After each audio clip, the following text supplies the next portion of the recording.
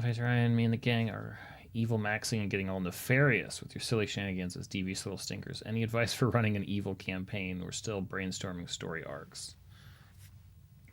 So I'll preface this by saying I don't have any experience doing this. Well, I have a little bit of experience doing this. What I might recommend, I don't know if I'd recommend it. Here's what interests me about like evil maxing stuff, and this might be something to consider. First and foremost, I would still establish, sort of team rules, right? I personally find it really tedious when there's a lot of like backstabbing amongst a group. I like to keep that to a minimum. Sometimes it happens. It's not the end of the world, but I just don't want it to be like a main facet of the game, because the game really isn't designed for that. At least the version, D&D, is just not really great for player versus player stuff.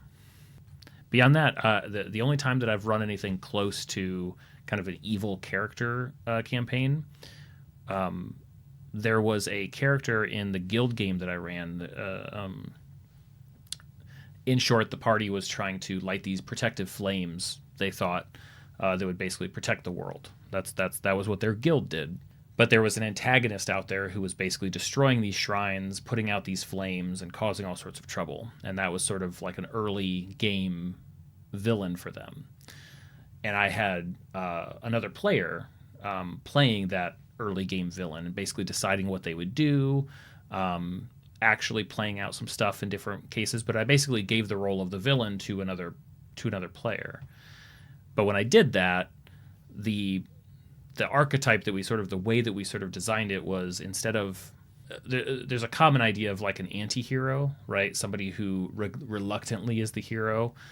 Something like Han Solo is an anti-hero, right? He's not trying to be a hero, but I guess he kind of has to be, right? And these are really it's a popular character type.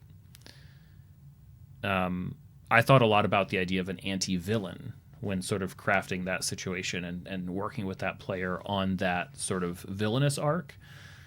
Because again, it's not so much that they want to be a villain, but they're willing to accept that role. They're willing to accept being villainous because what they think they're accomplishing is worth it. And I was able to find like a clear vision for all of that to work without somebody being like a mustache twirling sort of cartoon character or villain. I was like, how do we need to find who this character is and what they're motivated by.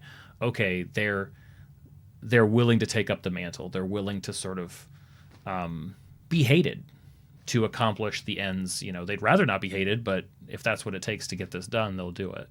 And I found that to be a really interesting way to do it. Maybe something like that, or a dose of that, could be a part of a villainous group, a villainous campaign. I don't know.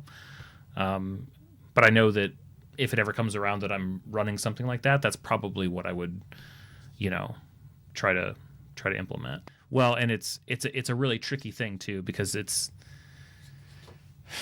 really complicated to run kind of groups against one another without them knowing that they're groups. You sort of have to create a lot of boundaries and a lot of buffer and make sure that you got to make sure that the game can still happen.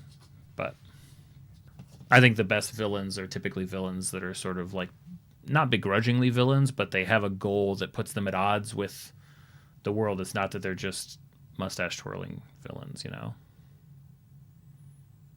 So